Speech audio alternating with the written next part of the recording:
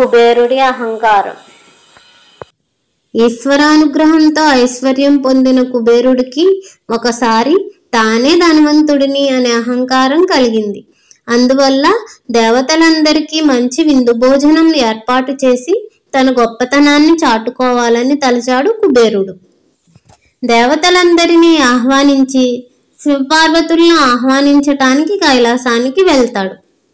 శివుడు కొండల్లో ఉంటాడు, ఒక ఇల్లు కూడా ఉండదు, నా ఇంటిని చూసి ఆశ్చర్యపోతాడు, ఎంత బాగుందో అంటూ పొగుడుతాడు. అప్పుడు దేవతల్లో నా కీర్తి పెరుగుతుందనే ఆలోచనలతో కైలాసానికి చేరుకుంటాడు.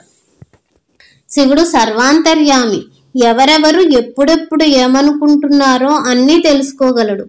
కుబేరుడు అహంకారాన్ని పసిగట్టాడు. పార్వతీదేవి కూడా కుబేరుడు పథకాన్ని అర్థం చేసుకుంది. కుబేరుడు వచ్చేసరికి శివపార్వతులు మాట్లాడుకుంటున్నట్టు నటించారు. కుబేరుడు వచ్చి, మహాదేవా, మీరు పార్వతీదేవి కలిసి మా ఇంట్లో నిర్వహించే విందు భోజనానికి తప్పక రావాలి అన్నాడు. శివుడు తనకు కుదరదన్నాడు. భర్త రాకుండా తాను కూడా రానన్నది పార్వతీదేవి. ఇంతలో వినాయకుడు కైలాసానికి వచ్చాడు. వస్తూనే, అమ్మా, ఆకలేస్తోంది, ఏదైనా ఉంటే పెట్టు అన్నాడు గణపతి. పార్వతీదేవి గణపతి వైపు కనుసైగ చేసి, కుబేరా, మా గణపతి మీ ఇంటికి విందుకు వస్తాడు అనగా శివుడు, అవునవును, గణపతికి విందు భోజనం అంటే మహా ఇష్టం, మా బదులుగా గణపతిని తీసుకెళ్ళు అన్నాడు పరమేశ్వరుడు. హా, ఈ ఏనుగు మొహమున్న పసిపిల్లవాడా నా ఇంటికి విందుకొచ్చేది, ఎంత తింటాడులే అనుకుంటూ గణపతిని తీసుకుని బయలుదేరాడు.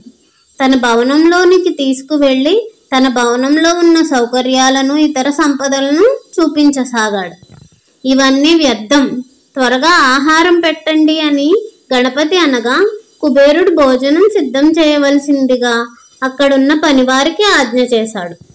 వెంటనే బంగారు కంచం పెట్టి రకరకాల తీపి పదార్థాలు, పానీయాలు, కూరలు, పండ్లు గణపతికి వడ్డించారు.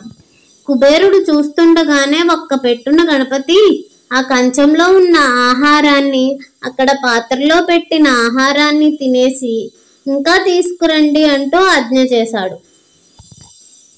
సేవకులు వంటశాలలో ఉన్న ఆహారం మొత్తాన్ని తీసుకువచ్చి గణపతికి వడ్డించారు.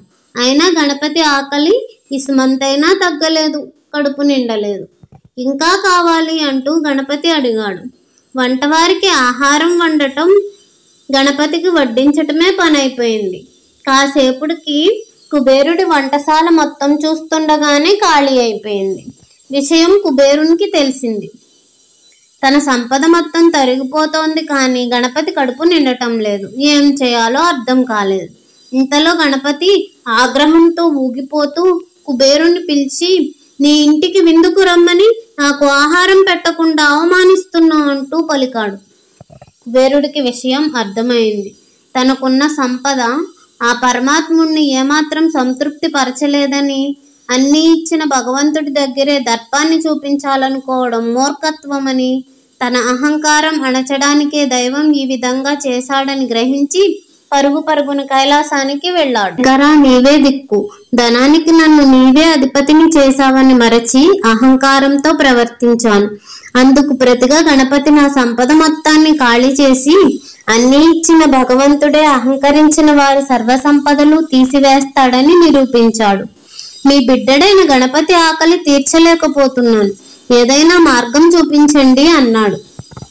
అప్పుడు శివుడు, కుబేరా, నీవు ఇంతసేపు అహంకారంతో గణపతికి భోజనం పెట్టావు, అందుకే గణపతి సంతృప్తి చెందలేదు.